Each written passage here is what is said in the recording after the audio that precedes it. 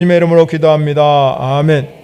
우리 세상 역사를 나눌 때 우리가 크게 BC와 AD로 이렇게 구분합니다. 즉 말하자면 BC는 기원전이라고 말하고 AD는 기원 후라고 말합니다. 수천 년 역사를 이렇게 단 두 가지로 BC와 AD로 나누는 기준은 단 한 가지입니다.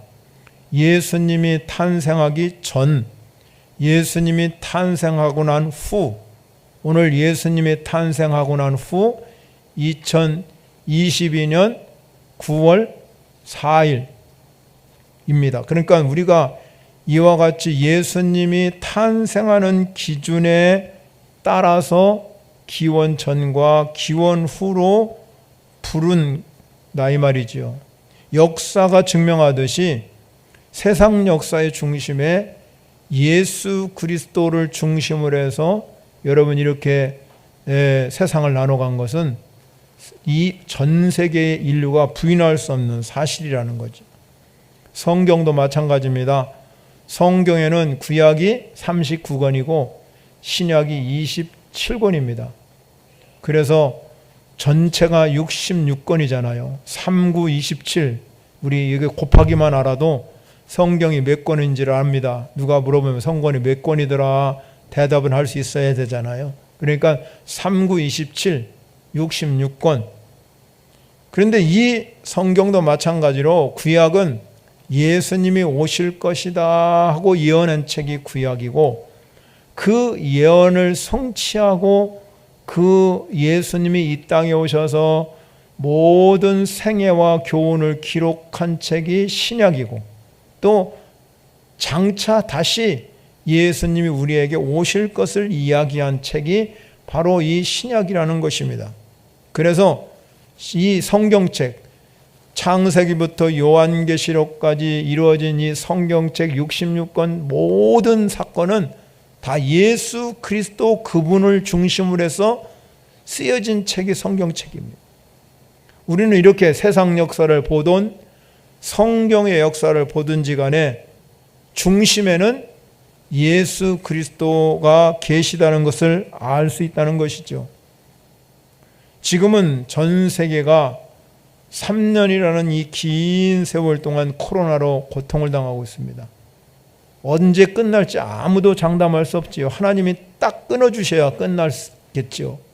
아무리 여러분 백신이 개발되고 치료제가 개발돼도 숫자는 저러지만 또 변이가 생기니까 또 다른 코로나가 생겨서 계속 이어지고 있습니다. 금방 끝날 줄 알았는데 3년이라는 세월이 지금 흘러가고 있고 수많은 백신이 나와도 마저도 걸리고 마저도 걸리고.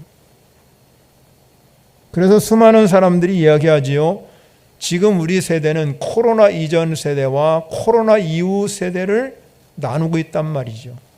코로나가 종식되는 어느 순간에 우리는 이제부터는 코로나 이후의 시대, 포스트 코로나에 어떻게 살아갈 것인가에 대해서 많은 미래학자들이 예측을 하고 있습니다. 그러나 어떤 세계가 펼쳐질지 우리는 아무도 알 수 없지요. 우리 인생도 마찬가지입니다. 누구나 살아가면서 이 세상에서 인생의 터닝 포인트를 경험할 때가 많습니다. 이 터닝 포인트라는 이야기는 내 인생의 전환점이 분명한 사건이죠. 이 전환점은 여러분들이 인생을 통해서 어떤 경험을 하든 어떤 사건을 통해서 내 인생을 지금 내가 가고 있는 인생을 송두리째 바꾸는 경험, 이거를 우리는 인생의 전환점이라고 말하고 인생의 터닝 포인트라고 말합니다. 성경을 보면 인생을 분명하게 이렇게 전환점을 경험한 한 사람이 3번씩이나 간증하면서 나오는 사건이 사도행전에 나오는데 그분이 바로 사도 바울입니다. 그의 원래 이름은 사울이었습니다. 그는 예수 믿는 사람들을 핍박하고 잡아다가 옥에 가두는 그러한 일을 한 사람 중에 한 사람이었습니다. 그는 가마리엘 문화생입니다. 그 당시에 가마리엘이면 아주 높은 학문을 가지고 있는 그러한 문화생이었습니다. 율법으로 말하면 아주 뛰어난 자였습니다. 그리고 그 당시에 로마 시민권을 아무나 가질 수 있는 것이 아닌데 로마 시민권을 가진 자 중에 한 사람이 바로 이 사울이었습니다. 즉 오늘날로 말하면 엘리트 중에 엘리트였습니다. 그런데 그런 그가 인생을 송두리째 바뀌는 전환점이 찾아왔습니다. 그 사건은 다름이 아니라 그가 다메섹으로 예수 믿는 사람들을 잡으러 가는 도중에 많은 사람들과 함께 가는 그 중에 이 사울에게만 하늘로부터 빛이 그에게 비춰지고 또 하늘부터 소리가 들렸습니다. 그리고 그 소리가 뭐냐? 사울아, 사울아, 내가 어찌하여 나를 박해하느냐? 수많은 사람이 함께 갔음에도 불구하고 오직 음성을 들은 사람은 사울 외에는 아무도 들을 수가 없는 거예요. 사울이 대답합니다. 주여, 누구십니까? 사울이 그렇게 말하니까 나는 내가 박해하는 예수라, 그렇게 음성을 들었습니다. 그에게 인생을 송두리째 바꾸는 놀라운 경험이었습니다. 사울은 이후에 자신의 인생이 바뀌어가는 것을 보게 됩니다. 사울은 자기가 예수 믿는 사람을 잡아 죽이고 옥에 가두고 핍박하던 그것들이 완벽하게 내가 핍박하는 예수라고 그런 경험을 했을 때 이 사도 바울은 내가 살아도 주를 위해 살고 죽어도 주를 위해 죽나니 내가 사나 죽으나 주의 것이라고 고백했고, 모든 세상 학문, 지금까지 가지고 있는 자신의 지식이나 학문은 배설물처럼 여기면서 그의 한 세상은 주님과 복음을 위해 살다가 최후에는 순교까지 당하는 그런 놀라운 일을 경험하게 된 것은 그가 예수를 인격적으로 만나는 경험이 자기 인생을 이렇게 바뀌게 하였고 삶이 다른 새롭게 살아가는 삶으로 바뀐 것은 이 사도 바울이 고백한 것처럼 나의 나 된 것은 주님의 은혜라 그랬습니다. 여러분에게도 인생의 전환점을 맞이하는 계기가 있었을 것입니다. BC와 AD가 나누듯이 우리 인생도 예수 믿기 이전과 예수 믿고 난 이후의 삶이 전혀 다르어야 된다는 거죠. 인생의 경험, 이것이 인생의 전환점이 돼야 된다는 것을 우리는 알 수가 있습니다. 누구나 다 마찬가지로 여러분의 인생의 이 터닝 포인트가 얼마나 소중한지 모른다는 것입니다. 오늘은 본문 말씀에 우리가 지난 시간에 살펴봤듯이 베드로의 모습이 오늘 그려져 있습니다. 그 베드로는 말씀을 의지해서 그물을 냈습니다. 말씀을 의지해서 그물을 내서 그물이 찢어질 정도로 고기가 엄청나게 많이 잡혔습니다. 그런데 여러분, 베드로의 배만 채워진 것이 아니라 자기 친구인 야고보와 요한의 배에도 가득 채워지는 기적을 맛보게 되었습니다. 베드로에게 눈앞에 펼쳐진 이 놀라운 사건은 자기는 도저히 상상할 수 없는 사건이 벌어졌습니다. 9절과 10절에 보면 베드로가 눈앞에 펼쳐진 이 사건을 보고 얼마나 놀랐는지 모르고 야고보와 요한도 여러분 함께 놀랐다고 기록하고 있습니다. 베드로는 오직 한 가지 했습니다. 말씀을 의지해서 믿음으로 그물을 내린 것뿐인데 이 놀라운 광경이 이루어진 것을 보고 이 베드로의 인생의 전환점을 여기에서 일어나게 하셨습니다. 그는 제일 먼저 한 일이 뭐냐면 오늘 8절에 가면 시몬 베드로가 이를 보고 예수 무릎 아래 엎드렸다 그렇게 말씀하고 있습니다. 여러분, 예수님 무릎 아래 엎드렸다 이 이야기는 내가 모든 자존심을 내려놓는다, 포기한다, 또 상대방을 가장 높이 존중한다, 이런 의미가 있습니다. 또한 그뿐만 아니라 무릎 아래 엎드린다는 뜻은 유대인들에게는 하나님께 기도할 때 취하는 자세이기도 합니다. 사도 바울도 다메섹에 가다가 내가 나를 핍박하는 예수라고 증거했을 때에 사도행전 9장 4절에 보면 땅에 엎드려졌다. 땅에 엎드려서 드렸다 그랬어요. 그렇게 당당하고 교만하던 사울도 겸손히 주님 앞에 엎드려진 것입니다. 베드로도 이 놀라운 일이 자기에게 일어날 수 있는 것을 보고 주님 발 앞에 엎드렸습니다. 왜 그랬겠습니까? 그 이유는 단 한 가지입니다. 인간의 힘으로는 할 수 없는데 하나님으로는 할 수 있다 하는 것입니다. 그물이 이렇게 물고기가 가득 찢어지도록 많이 잡힐 수 있는 것은 인간의 힘으로는 도저히 할 수 없는 일이지만 하나님의 능력으로 할 수 있다는 것을 이 베드로가 알았던 것입니다. 그래서 베드로는 무릎 아래 엎드려서 이렇게 말합니다. 주여 나를 떠나소서라고 고백하고 있습니다. 베드로는 예수 그리스도를 지금 주라고 고백하고 있습니다. 여러분, 조금 전에는 지난 시간에 말씀했지만 이 베드로가 말씀을 의지해서 그물을 내릴 때 뭐라고 대답했냐면, 선생님, 우리들이 밤이 새도록 수고하였으나 잡은 것이 없지만은 말씀에 의지하여 내가 그물을 내리다 그랬습니다. 즉 말하자면 베드로가 그물을 내릴 때는 예수님을 뭐라고 말했냐면 선생님이라고 이렇게 불렀습니다.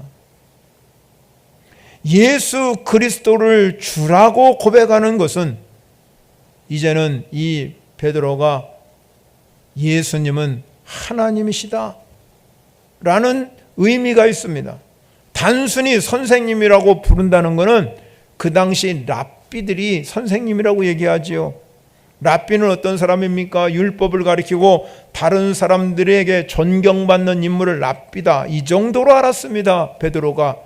그런데 그가 말씀을 의지하여 그물을 내리는 순간에 예수님이 선생님 정도로 알았지만 그가 이렇게 정말로 말씀을 의지해서 그물이 찢어지도록 고기를 잡고 난 후에는 마음의 변화가 일어나기 시작했습니다.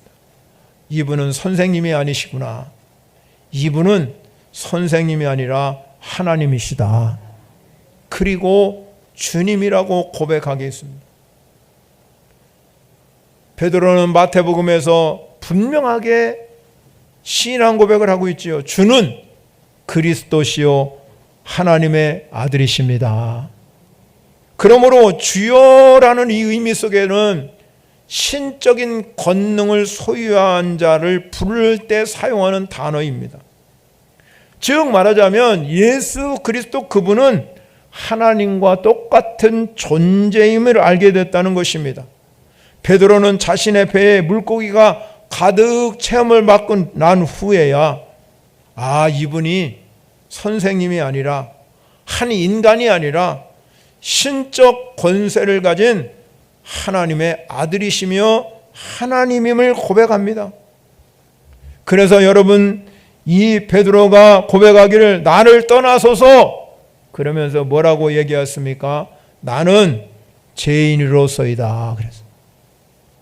베드로는 자신이 거룩하신 하나님의 권위를 감당하지 못할 죄인이라 이런 뜻입니다. 깊은 물속에 물고기가 어디에 많은지 깊은 데 가서 그물을 내라. 그 예수님께서 베드로의 그 마음 깊은 곳에 죄를 모를 리가 없지 않습니까? 베드로에게 예수님은 죄에 대해서 지적하지 않았습니다. 내 죄가 어떤 것이냐, 내 죄가 무엇이냐 이렇게 지적하지 않았습니다. 그런데도 불구하고 이 베드로는 예수님 앞에 무릎을 꿇고 나는 죄인입니다고 고백했다는 사실입니다.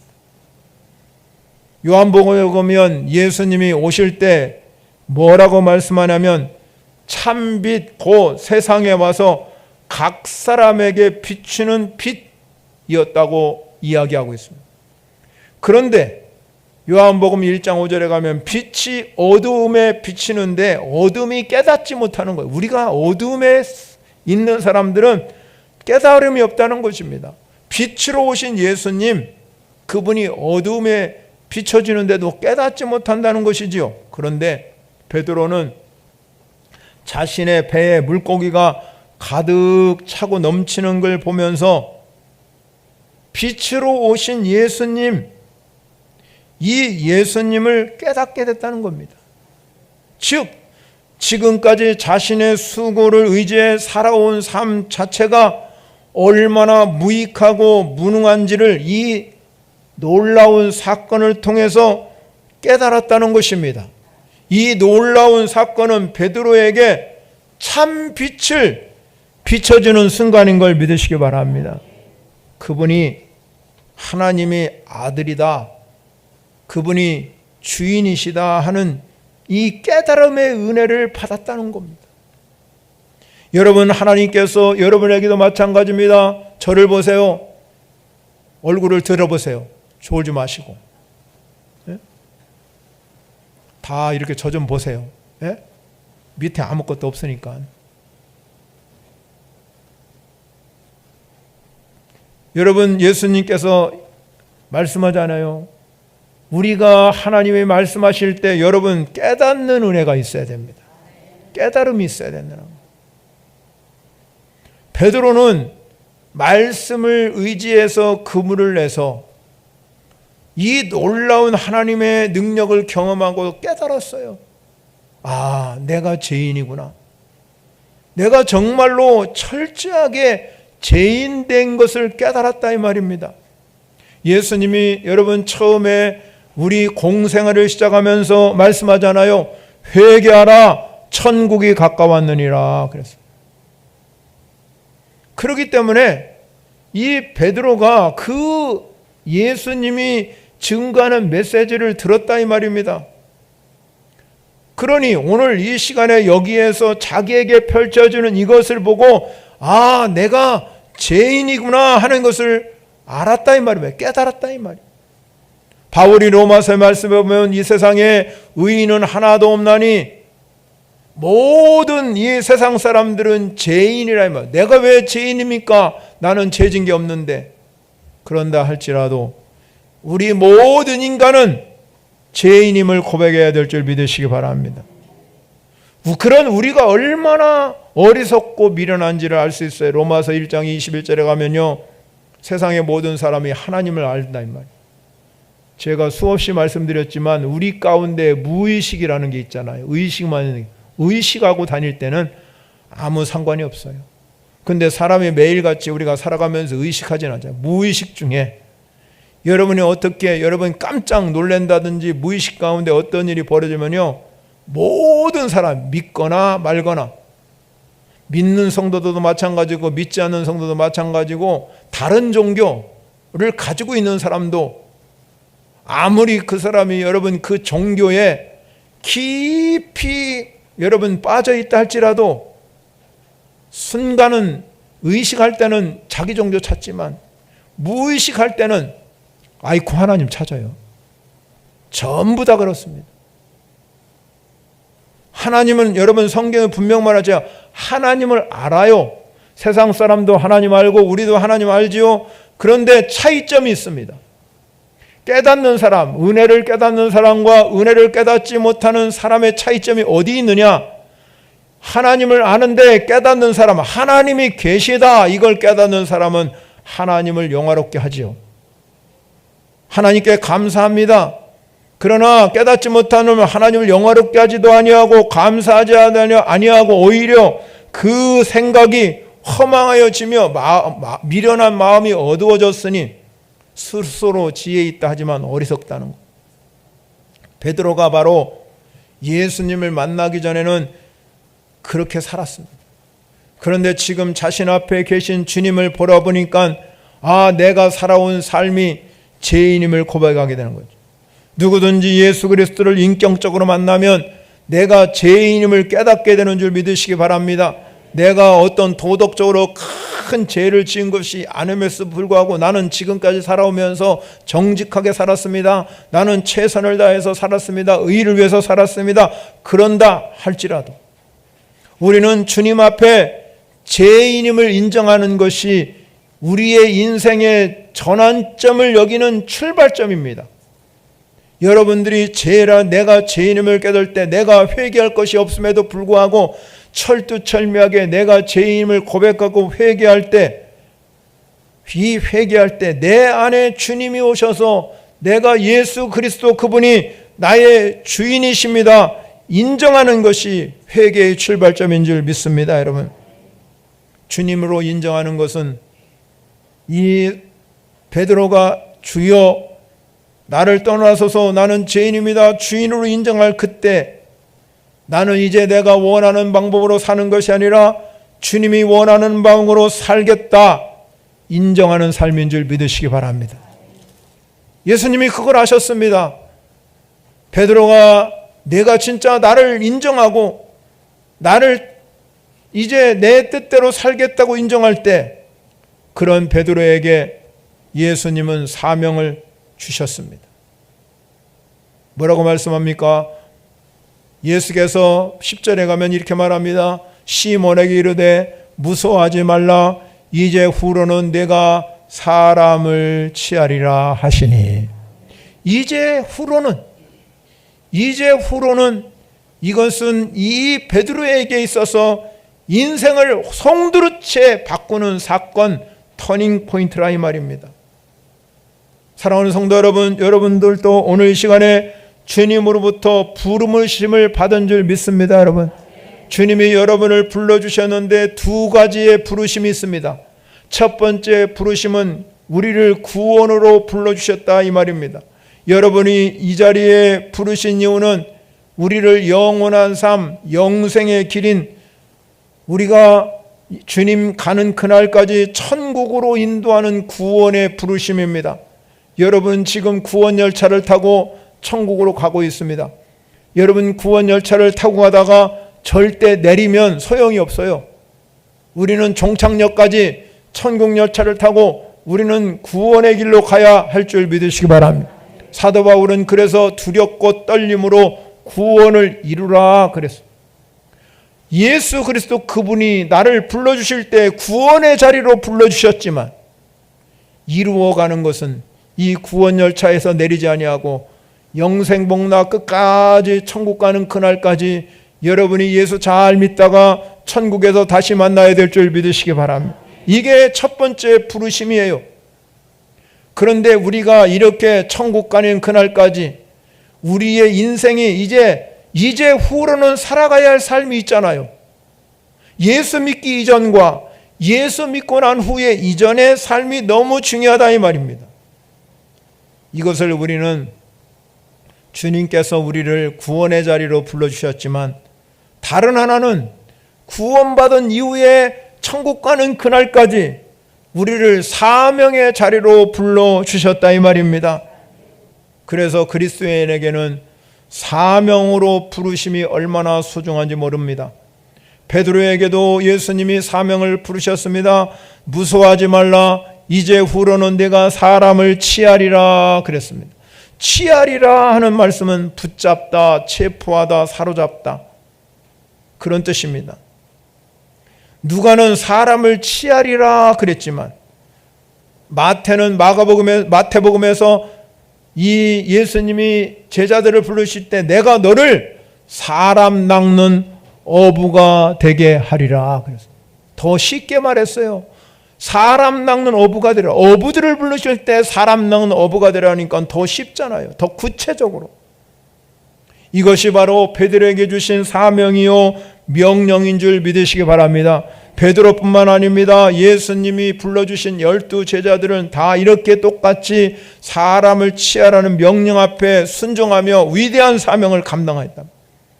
예수님 12 제자 중에 가장 의심이 많은 사람이 도마입니다. 도마는 예수님과 3년 동안 동거했음에도 불구하고 예수님이 죽은 후에 도망갔잖아요.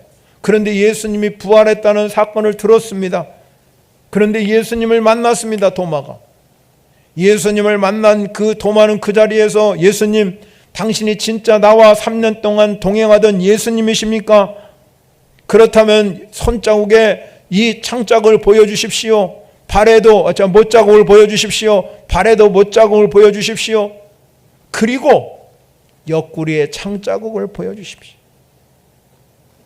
그러면 예수님께서 봐라, 손에 못자국, 발에 못자국, 옆구리에 창자국을 보라는 겁니다. 그때서야 이 도마가 엎드립니다. 나의 주 나의 하나님이십니다. 나의 주 나의 하나님이라고 고백했을 때 그의 인생을 다시 한번 터닝 포인트가 일어났지요. 이제 후로는 이 도마도 주님의 사명을 감당하기 위해서, 복음을 위해서 저 인도까지 가서 거기에서 사명을 감당했습니다. 베드로도 마찬가지입니다. 주님의 사명을 감당하기 위해서 그는 유대인에게도 복음을 전합니다. 하루에 복음을 전하면 3,000명이 들어오고 하루에 복음을 전하면 5,000명이 들어오는 놀라운 은혜의 경험이 일어났을 뿐만 아니라 그는 로마에 가서 예수님이 지고 간 십자가를 이렇게 바로 질 수 없어서 코바디스 영화에 나온 것처럼 거꾸로 십자가를 지고 순교하다가 자기 사명을 감당했다 이 말입니다. 예수님이 승천하신 후에 우리에게 똑같이 사명과 명령을 합니다. 그러므로 가서 너희는 모든 민족의 제자를 삼아 아버지 아들과 성령의 이름으로 세례를 베풀고 내가 너에게 분부한 모든 것을 가르쳐 지키게 하라 그랬습니다. 우리가 하나님으로부터 부름을 받았지만 여러분에게 사명을 부여해 주신 줄 믿으시기 바랍니다. 분명한 사명을 아는 자는 책임이 분명합니다. 사명이 있을 때 내 존재 가치를 느끼게 되는 거죠. 그래서 삶의 보람도 있고 삶의 행복도 누리고 내가 감사도 흘러나오게 되고 하나님께 예배드리면서 감격하게 되는 것은 내게 사명이 있기 때문에 그렇다 이 말입니다. 스위스의 유명한 학자는 이렇게 말했습니다. 행복을 찾아 고민하는 현대인들에게 자신의 저서에서 잠 못 이루는 밤을 왜 잠을 못 자나요? 근데 그 책에서요, 잠잘 자는 사람을 보니까 인생에서 가장 행복한 것은 사명을 발견한 날이라 그랬습니다. 예수님을 믿고 따르는 성도에게 여러분, 우리에게는 사명을 허락해 주신 줄 믿으시기 바랍니다. 목숨을 다해서 주님을 사랑하라, 주님을 섬겨라, 내 이웃을 내 몸같이 사랑하라, 땅끝까지 복음을 증거하라는 이 사명을 여러분에게 허락해 주신 줄 믿습니다. 여러분, 사람에게 사명이 생기면 인생의 목적이 뚜렷하지요. 인생 차원에서 여러분, 우리가 그 삶의 깊이가 달랍니다. 외적으로 인생을 저울질하지 않지요. 자기 인생의 소중함을 느끼고 자신의 가능성을 보게 됩니다. 그러나 여러분, 환경적인 사람은 자신을 저주하고 부정하고 열등의시에 살다가 실패하지만 사명을 가진 사람은 자신으로부터 끝없는 가능성을, 나를 발견하는 거예요. 내가 하나님으로부터 부여받은 사명이기 때문에 절대로 어떤 환경에 넘어지지 않습니다. 어떤 시련이 와도 그 시련에 여러분 절대로 현혹되지 않습니다. 왜? 내게 주신 하나님의 사명이 있거든요. 그래서 승리하게 된다는 거예요. 이것이 바로 이후에 오늘 말씀대로 이제 후로는 예수 믿기 전과 예수 믿고 난 후에 다른 삶이랍니다. 베드로가 예수님을 만나기 전의 삶과 예수님을 만나고 나는 삶은 너무나 다른답니다. 그렇다면 우리가 사명을 감당하기 위해서는 어떻게 해야 됩니까? 오늘 본문 11절입니다. 그들이 배를 육지에 대고 모든 것을 버려두고 예수를 따르리라. 그래. 이제 후로는 우리가 어떤 삶을 살아, 우리에게 사명을 주셨어요. 여러분 각자에게 여러분에게 주어진 사명이 다 다릅니다. 하나님 여러분에게 사명을 주셨는데 우리가 그 사명을 잘 감당하려면 오늘 말씀대로 이 베드로와 야고보와 요한은 그들이 배를 육지에 대고 모든 것을 버려두고 예수를 따르니라 그랬습니다. 이제 후로는 어떻게 됩니까? 우리도 예수님을 이 제자들처럼 따라가야 되는데 예수님을 따른다는 게 뭐냐? 우리가 예수님을 인격적으로 만났기 때문에 예수님을 따라가야 되는데 이 예수님을 따른다는 게 중요한 것이 뭐냐면 매일매일 우리 삶 가운데 주님을 만나야 된다 이 말이에요. 여러분이 매일매일 삶 가운데 아침에 일어날 때마다 주님과 동행하고 점심 때도 주님과 동행하고 저녁 때도 주무실 때도 예수님을 매일매일 만나는 것이 주님을 따르는 삶이에요. 교회 올 때만 여러분 예수님 생각하는 게 아니라 내 일터에서 내 가정에서 어느 곳에 있든지 여러분이 예수님과 매일매일 만나는 삶이 되어야 될 줄 믿으시기 바랍니다. 예수님께서 12명의 제자를 택하셔서 마가복음 3장 14절에 가면 뭐라고 말하냐면 예수님이 12명을 택해서 가장 첫 번째 한 일이 뭐냐면 자기와 함께 있는 거예요. 자기와 함께. 왜 함께 있겠습니까? 동고동락하면서 예수님에 대해서 알기 위해서. 예수님과 함께 살아가니까 그분을 알 수 있잖아요. 우리는 살아가면서 그러잖아요. 성도님의 남편을 보면 당신 남편 참 멋지네. 잘생겼고 그렇게 잘해줄 수가 없어. 그러니까 뭐라고 하냐면 그 아내가 너 한번 살아봐. 네가 한번 살아보라는. 마찬가지잖아요. 우리 아내가 잘해주면 남편들이 그래요. 한번 살아보라고. 그래서 많은 사람들이요 그래 얘기해요. 내가 다시 태어나면 저 남자하고 결혼하나 봐라. 절대로 안 한다 내가.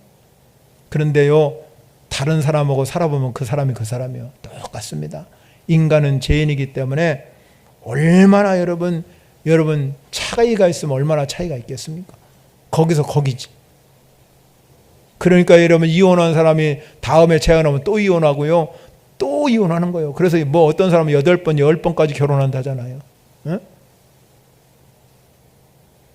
사랑하는 성도 여러분, 우리가 이 예수님이 함께 동고동락 함께 살아보니까 예수님은 다르다.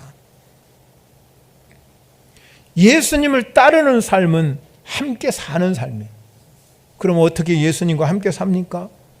여러분 정말로 신앙생활 하면서 이제 후로는 주님을 따르는 삶을 살아가야 되는데 여러분 주님과 함께 살아가십니까? 주님과 함께 산다는 건 매일매일 우리가 주님과 교제하며 주님의 음성을 들으며 주님의 뜻을 이루어가는 삶이 되어야 될 줄 믿으시기 바랍니다. 예수 그리스도 그분이 내 주인이신 거예요. 내 인생을 송두리째 바꿔준 주인입니다. 그렇기 때문에 우리는 지금부터는 전환점이 필요하다 이 말이에요. 이제 후로는 여러분의 인생이 예수님을 따라가는 삶으로 살아간다면 주님이 우리에게 말씀했잖아요. 세상 끝날까지 너희와 항상 함께 할 것이다. 이것이 마태복음의 마지막 장 마지막 절이에요. 예수님이 승천하시면서 마지막으로 우리에게 유언처럼 남겨준 마태복음 마지막 절, 내가 세상 끝날까지 너희와 항상 함께하리라. 믿으십니까? 그것이 예수님과 동고동락하는, 항상 함께 있다고 그랬어요. 요한복음 15장 5절에 나는 포도나무요 너희는 가지라. 그가 내 안에 내가 그 안에 거하면 사람이 열매를 많이 맺나니 나를 떠나서는 너희가 아무것도 할 수 없음이라. 이렇게 말씀하고 있습니다. 베드로 그렇잖아요. 밤이 맞도록 수고했는데 아무것도 없어요. 그런데 주님과 동행하니 많은 것들이 일어난 것처럼 여러분들도 그가 내 안에 내가 그 안에 거하면 사람이 열매를 많이 맺게 돼 있단 말이에요. 그래서 사명을 감당하는 거잖아요. 사명은 주님을 따르는 일이요, 주님을 닮아가는 일이요, 주님과 인격적으로 교제하는 것이 사명이에요. 그리고 여러분이 그를 통해서 그리스도의 향기가 많이 일어나는 역사가 일어나시기를 바랍니다. 여러분, 사랑하는 성도 여러분, 베드로와 야고보와 요한이 행하신 이 놀라운 기적을 보고 삶이 바뀌었어요. 여러분에게도 진정으로 예수를 따라가는 삶이 되어서 많은 열매가 여러분 상황 가운데 일어나서 주님이 주신 사명을 잘 감당하는 성도 여러분 되시기를 축원합니다. 찬양을 영광 올려드리겠습니다. 말씀을 생각하면서 찬양의 영광 올려드리겠습니다.